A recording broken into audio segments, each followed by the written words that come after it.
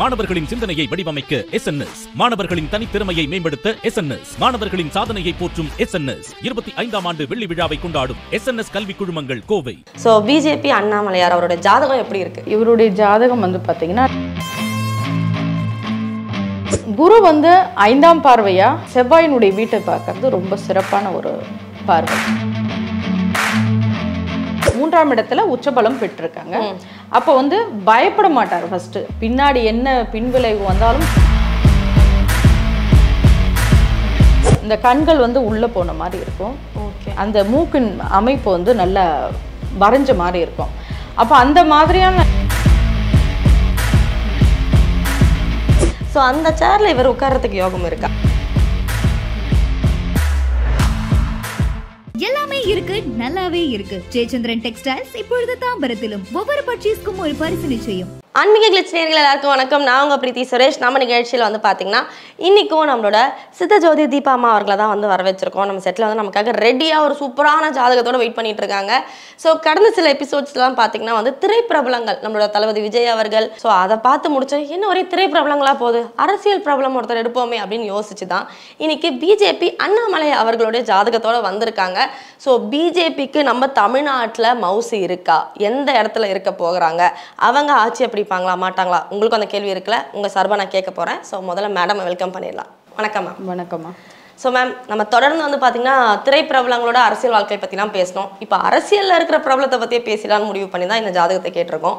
So BJP Annamalaiyar அவருடைய ஜாதகம் எப்படி இருக்கு?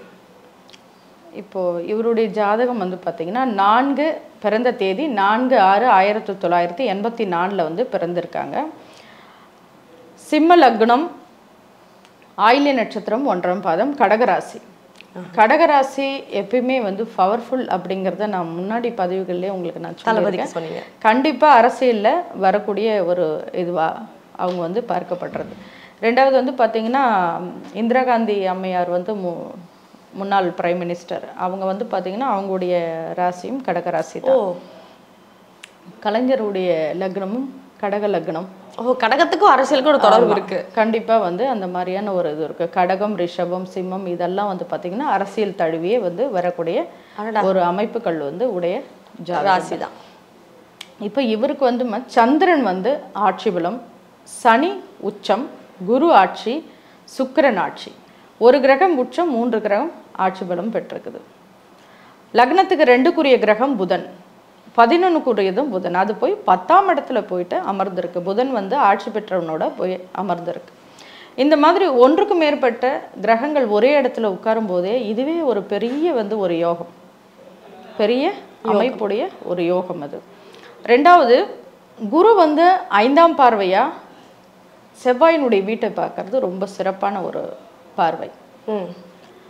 செவ்வாய் 4ஆம் பார்வையா தன்னுடைய உச்ச வீட்டை பார்க்கிறார். செவ்வாய்க்கு 4, 7, 8 3 பார்வைகள் உண்டு. அதில் 4ஆம் இடமும் 8ஆம் இடமும் சிறப்பான பார்வை செவ்வாய்க்கு. செவ்வாய் இப்போ செவ்வாய் வந்து தன்னுடைய உச்ச வீட்டை 4ஆம் பார்வையாக பார்க்கிறது.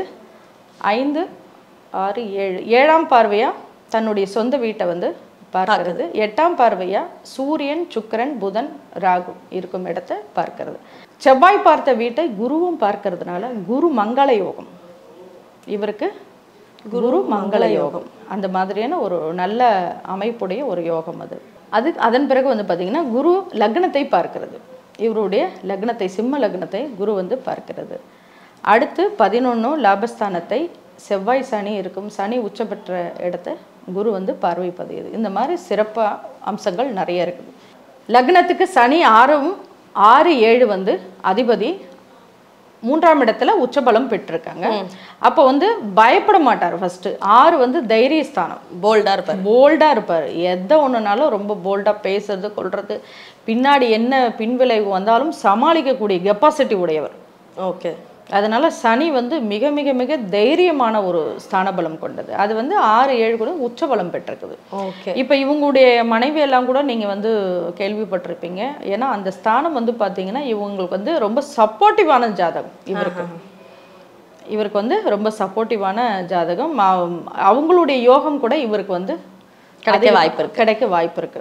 ஓகே. ஸோ இப்போ அவரோட ஜாதகம் பார்த்து நீங்க நிறைய விஷயம் சொன்னீங்க. ரெண்டாவதுமா இன்னொரு விஷயம் என்னன்னு பார்த்தீங்கன்னா, இப்போ இவருக்கு ஜாதகத்துல வந்து இந்த மாதிரி விஷயங்கள் இருக்கு. ரெண்டாவது அவருடைய சாமுத்திரிகா லட்சணம் பிரகாரம் பார்த்தோம்னா அவருடைய நெற்றி பகுதி பாருங்க நல்லா அகன்று கொஞ்சம் முன்ன வந்த மாதிரி இருக்கும்.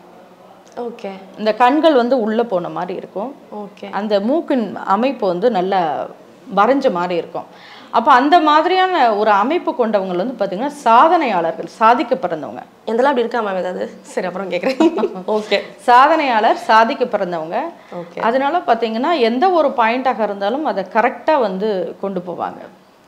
மிகப்பெரிய வெற்றி நிலை அவருக்காக வந்து காத்து கொண்டே இருக்கிறது. ஓகே. ஸோ அவரோட சாமுத்திரிகா லட்சணம் கூட ரொம்ப அழகாக சொன்னீங்க. கேட்க சந்தோஷமாக இருந்துச்சு, வித்தியாசமாகவும் இருந்தது கேட்கும்போது. ஸோ இதில் வந்து பார்த்தீங்கன்னா நீங்கள் சொன்ன ஒரு விஷயம் தான், அவர் ரொம்ப போல்டான ஒரு மனிதர், யாருக்கும் பயப்பட மாட்டார் அப்படின்னு சொன்னீங்க. ஆனால் பார்க்கும்போது ஒரு முகத்தில் அப்படியே ஒரு சாந்தமான ஒரு முகமாக இருக்கும். அண்ட் அது மட்டும் இல்லாமல் வந்து ஐபிஎஸ் எல்லாம் முடிச்சுட்டு கூட வந்து மக்களுக்கு ஒரு நல்லது செய்யணும் அப்படிங்கிறதுக்காக பிஜேபிக்குள்ளே வந்திருக்காரு. ஸோ அவருடைய இந்த அரசியல் பயணம் அவரை எந்த நோக்கத்துக்கு கொண்டு போகுது? இப்போ அவர் கேட்கக்கூடிய கேள்விகள் வந்து பார்த்தீங்கன்னா கரெக்டாக பேசுவார். 2ஆம் இடத்துல புதன் வந்து அமர்ந்திருக்குது, புரியுதுங்களா? கோர்ட்ல வந்து வக்கீல் எப்படி வந்து ஒரு கொஸ்டின் அட்வொகேட் வந்து வாதாடுவாங்களோ அந்த மாதிரி வந்து பார்த்தீங்கன்னா தெளிவாக பாயிண்ட் எடுத்து கொடுப்பார். டான். ஆமாம், அதில் வந்து மாற்றமே கிடையாது. அதுக்கு அவருக்கு வந்து எதிர் பதில் சொல்கிறது வந்து ரொம்ப கடினம். ரொம்ப நல்ல வந்து பார்த்தீங்கன்னா நுணுக்கமான நுண்ணறிவு கொண்டவர், சிறந்த ஒரு அறிவாளி. எல்லா விஷயத்தையும் வந்து பார்த்தீங்கன்னா சுற்றி எல்லாமே கரெக்டாக வரணும், கரெக்டாக கொண்டு போகணும் அப்படிங்கிறதுல ரொம்ப கவனமாகிறாரு. ஓகே. ஸோ பிஜேபி வந்து பார்த்தீங்கன்னா எப்போவுமே நம்ம தமிழ்நாட்டில் வந்து அந்த முதலமைச்சர் அப்படின்னாலே வந்து நமக்கு இப்போ இருக்கிற ஆளும் கட்சியும் எதிர்கட்சியும் மட்டும்தான் நினைவுக்கு வரும். புதுசாக எவ்வளோ பெரிய தலைவர்கள் வந்தாலும் சரி, உச்ச நடிகர்கள் வந்தாலும் சரி, அவங்க எல்லாருமே இந்த 2 கட்சியை சமாளிக்க முடியாமல் திணறினவங்க தான். ஸோ இப்போ பிஜேபியில் அண்ணாமலையார் இருக்கும்போது சிஎம் பதவியில் அடுத்து அவரும் வர வாய்ப்பு இருக்குன்னு அவரோட பேருமே அடிப்படுது இல்லையா? ஸோ அந்த சேர்ல இவர் உட்கார்றதுக்கு யோகம் இருக்கா? இருக்குமா, கண்டிப்பாக இருக்கு. இவருக்கு வந்து பார்த்தீங்கன்னா நிச்சயமாக இருக்கு, 100க்கு 200% இருக்கு. என்ன சொல்றீங்க? கண்டிப்பாக இருக்கு. எதிர்கட்சியாகவும் உட்கார முடியும், அவர் முதல்ல ஆட்சியும் பிடிப்பார். ஓகே. மாற்றமே கிடையாது. மாற்றம் கிடையாது. ஆமாம், அது வாய்ப்பு வந்து இவருக்கு நிறைய இருக்குது இவருடைய ஜாதகத்துக்கு. ஏன்னா பல வருஷ சாம்ராஜ்யமா இந்த 2 கட்சிகள் மட்டும்தான் மாறி மாறி வந்துகிட்டே இருந்தாங்க. இப்போ புதுசா இவர் உள்ள நுழைய வாய்ப்பு இருக்குன்றீங்க? நிறைய கண்டிப்பாக வாய்ப்புகள் இருக்கு. இப்போ நிறைய ட்ரெண்டிங் வேற அவர் தானே போயிட்டு இருக்காரு இப்போ பார்த்தீங்கன்னா. ஓகே. அது இவருடைய அந்த பிஜேபியோடவே தான் நடக்குங்கிறீங்களா, வேற எங்கேயாவது கூட்டணியும் அமைச்சு இது நடக்க வாய்ப்பு இருக்குங்கிறீங்களா? இல்லை, இதுவே பெருசாக இதுவாயிடும்ங்கிறீங்க. சரி, இவர் வரும்போது என்னென்ன பிரச்சனைகளை இவர் சமாளிக்க வேண்டியது இருக்கும்? இப்போ வந்து அரசியல் வந்தாலே எல்லாத்தையும் தான் சமாளிக்கணும், உங்களுக்கு தெரியாது ஒன்றும் கிடையாது. பார்த்தீங்கன்னு வச்சுங்க, எல்லா பிரச்சனைகளுமே சமாளித்து தான் ஆகணும். அதில் எதையுமே சமாளிக்க முடியாதுன்னு ஒன்றும் கிடையாது. அது எல்லாத்துக்கும் ஒரு தயார் நிலையில் இருப்பார். இல்லை, ஒரு அரசியல் தலைவராக வர பிரச்சனைகள் அது எல்லாருக்கும் வர்றது தான். இவரோட ஜாதகம் பார்த்து இந்த விஷயத்துல இவர் வந்து கவனமாக இருக்கணும் அப்படின்னு நீங்கள் எதை சொல்வீங்க? இப்போ கவனம்ன்றது இவருக்கு வந்து நம்ம சொல்ல வேண்டியது இல்லைம்மா. இப்போ நிறைய ஒரு சுற்றுப்பயணங்கள்லாம் இருக்கிறதுனால கண்டிப்பாக அவருக்கு உடல் உபாதை கொடுக்கும். அந்த ஒரு விஷயம் இவர் வந்து கண்டிப்பாக ரெஸ்ட் எடுத்து கொஞ்சம் வேலை செய்யணும். ரெஸ்ட் இல்லாமல் வந்து உடைக்கணும்னு நினைப்பாரு. அது அந்த இடம் மட்டும் கொஞ்சம் பார்த்துக்கணும். ஓகே. ஏன்னா தமிழ்நாட்டில் என்னதான் வந்து நம்ம பிஜேபி சார்ந்தவர்களை வந்து நம்ம வந்து நண்பர்களாக பார்த்தாலும் பேசினாலும் அவங்க ஒரு அந்நியமாக பார்க்குற பழக்கம் எப்பவும் பல பேருக்கு இருக்குது. ஏன்னா இந்த 2 கட்சியை மட்டுமே பார்த்து பழகின மக்கள் தான். இன்னும் ரூரல் சைட்லலாம் எல்லாரும் அவ்வளோதான். இன்னுமே வந்து இந்த கட்சி வந்து எம்ஜிஆர் அவரோட கட்சி தான், அவர் தான் இன்னும் ஆட்சி செய்கிறாரு நம்புறவங்களும் ஊருக்குள்ளே இருக்க தான் செய்கிறாங்க. ஸோ அவர்களுக்கு மத்தியில் இவர் வரும்போது மக்களோட ஆதரவு எப்படி இருக்கும்? பிரம்மாண்டமாக இருக்கும். இப்போவே வந்து பார்த்தீங்கன்னா அவருக்கு வந்து நிறைய வரவேற்புகள் தான் அவருக்கு. ஏன்னா அவருடைய ராசி அமைப்பு 4ஆம் எண்ணில் பிறந்திருக்கிறாரு. 4ஆம் எண்ணில் பிறந்திருக்கிறதுனால அவருக்கு வந்து பார்த்தீங்கன்னா மிகப்பெரிய வெற்றி. பட் நீங்கள் 4வது எண்ணை வந்து பார்த்தீங்கன்னா ஒரு வெற்றிக்கான ஒரு எண்ணா சொல்கிறீங்க. ஆனால் பல பேர் 4ஆம் எண்ணில் இருக்கிறவங்க குழப்பவாதிகளாக இருப்பாங்க. ஏன்னா என்ன சொல்லியிருக்காங்க, நானும் 4. ஸோ 4ஆம் எண்ணில் இருக்கவங்க குழப்பவாதிகளாக இருப்பாங்க. என்ன வேணும் அவங்களுக்குன்றது அவங்க ஒரு கிளாரிட்டியே வரமாட்டாங்க, ரொம்ப ஓவர் திங்க் பண்ணிக்கிட்டே இருப்பாங்க. உங்களுக்கு ஒரு விஷயம் சொல்லட்டுமாம்மா, இப்போ இவ்வளோ அழகாக நீங்கள் கொஸ்டின் கேட்குறீங்கல்ல, புரியுதுங்களா? கம்பேர் பண்ணும்போது அவ்வளோ ஃபாஸ்ட் மூமெண்ட்டாக அவ்வளோ நல்ல கொஸ்டின் வந்து பார்த்தீங்கன்னா ஒரு என்ன சொல்கிறது, ஒரு ஆர்வமாக அதை பதில் சொல்லக்கூடிய அளவுக்கு வந்து ரொம்ப திறமையாக கேட்குறீங்க. ஆஹா, நல்லா இருக்கு. அதை போடுங்க எடிட் பண்ணாமல். கண்டிப்பாக சொல்கிறேன். அதனால் வந்து பார்த்திங்கன்னா 4ஆம் எண் சாதாரண எண் கிடையாது, ராகுடைய ஆதிக்கம் நிறைந்த ஒரு எண். அது வந்து பார்த்திங்கன்னா அதில் ரொம்ப சாதுரித்தனம் அதிகம் இருக்கும், சாமர்த்தியமும் சாதுரித்தனமும் அதிகம் இருக்கும், நுணுக்கமான நுண்ணறிவும் இதில் வந்து கலந்த மாதிரி வந்து பார்த்திங்கன்னா பதில்கள் வந்து கொடுப்பாங்க. எல்லா இடத்துலையும் சவாலாக வந்து போல்டாக அடிப்பாங்க, பயம் இல்லாமல் ஒரு எண் இது. ஆஹா, இதுதான் மேம் இன்னைக்கு எனக்கு இந்த ஷோலே ரொம்ப பிடிச்ச கண்டென்ட்டாக இருக்கு. ஓகே, ஸோ இவரோட இந்த விஷயங்கள் பற்றிலாம் சொன்னீங்க. ஸோ அவருடைய உடல் நலம் பற்றி சொல்லுங்கள். அவருடைய உடல் நலம் எப்படி இருக்கும்? அவர் வந்து எவ்வளோ ஒரு ஐபிஎஸ்ஸாக இருந்து அந்த பதவியும் தூக்கி போட்டு இங்கே வந்திருக்காருன்னும் போது மக்களுக்காக இது ஒரு நல்லது செய்ய தான் ஆசைப்பட்டு வந்திருப்பாரு. ஸோ அவருமே சிஎம் பதவியில் வந்தோடனே முதல்ல என்ன விஷயம் பண்ணுவாருன்னு கட்டம் சொல்லுது. இப்போ வந்து பார்த்தீங்கன்னா இப்போது மக்களுக்கு தேவையான முதல்ல முன்னோடியான பிரச்சனைகள் என்னென்ன தேவை, அவங்களுக்கு அடிப்படை தேவைகள் என்னென்ன அப்படிங்கிறத முதல்ல கவனம் எடுத்துப்பார். அதுலேருந்து தான் அவர் வந்து எல்லாத்தையும் சரி செஞ்சுட்டு வருவார். அவர் மேம் நம்ம பேசும்போது நான் ஒரு தெளிவாக ஒன்று கேட்கலான்னா, நான் வந்து சிஎம் பதவியில் உட்காருவாரான்னு கேட்டேன். உட்காருவாரு, நீங்கள் தமிழ்நாட்டு சிஎம் பதவியில் உட்காருவாரா அப்படிங்கிறத நான் கேட்கணும் இல்லையா? ஸோ தமிழ்நாட்டுக்கு சிஎம் ஆக வாய்ப்பு இருக்கா? அதுக்கும் இருக்குமா, எதிர்கட்சி தலைவராகவும் இருக்கிறதுக்கு வாய்ப்பு இருக்குது. அதே மாதிரி முன்ன இவங்க தமிழிசை சவுந்தரராஜன் அவர்கள் வந்து பார்த்தீங்கன்னா எப்படி ஒரு கௌரவ பொறுப்பை கொடுத்து கவர்னராக இது பண்ணாங்க.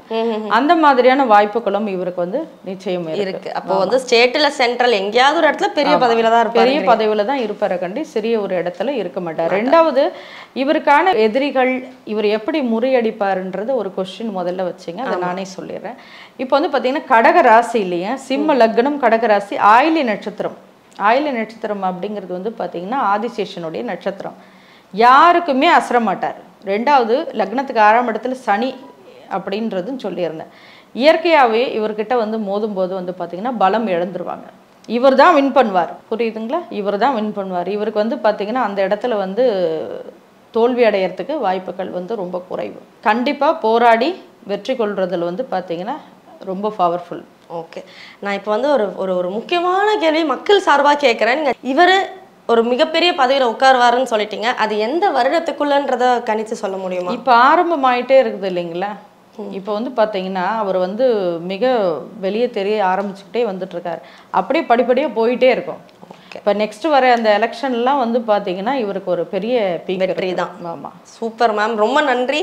ஸோ நானும் எப்படியாவது கேட்டு ஏதாவது கிளக்கி விடலான்னு பார்த்தா கூட தெளிவாக ஆன்சர் கொடுத்துட்ருக்கீங்க. ரொம்ப நன்றி நிகழ்ச்சியில் கலந்துக்கிட்டதுக்கு. நாங்கள் கேட்ட எல்லா கேள்விகளுக்கும் மக்கள் சார்பாகவும் என்னோட சார்பாகவும் மிகப்பெரிய நன்றி. Thank you ma'am. நன்றிம்மா. ஸோ நேர்களே, இன்னைக்கு வந்து பார்த்தீங்கன்னா பிஜேபி கட்சியை சார்ந்த அண்ணாமலை அவர்களுடைய ஜாதகத்தை பற்றி பார்த்தோம். இதுக்கு முன்னாடியுமே திரைப்பிரபலங்களோட ஜாதகங்கள்லாம் பார்த்தோம். எல்லாமே உங்களுக்கு ரொம்ப பிடிச்சிருக்கும் நம்புறோம். மீண்டும் இதே மாதிரி இன்னொரு நல்ல நிகழ்ச்சியில் சந்திப்போம். நன்றி, வணக்கம். மாணவர்களின் சிந்தனையை வடிவமைக்க எஸ்என்எஸ், மாணவர்களின் தனித்திறமையை மேம்படுத்த எஸ்என்எஸ், மாணவர்களின் சாதனையை போற்றும் எஸ்என்எஸ் 25ஆம் ஆண்டு வெள்ளி விழாவை கொண்டாடும் எஸ்என்எஸ் கல்வி குழுமங்கள் கோவை. எல்லாமே இருக்கு, நல்லாவே இருக்கு. ஜெயச்சந்திரன் டெக்ஸ்டைல்ஸ் இப்பொழுது தாம்பரத்திலும். ஒவ்வொரு பர்ச்சேஸ்க்கும் ஒரு பரிசு நிச்சயம்.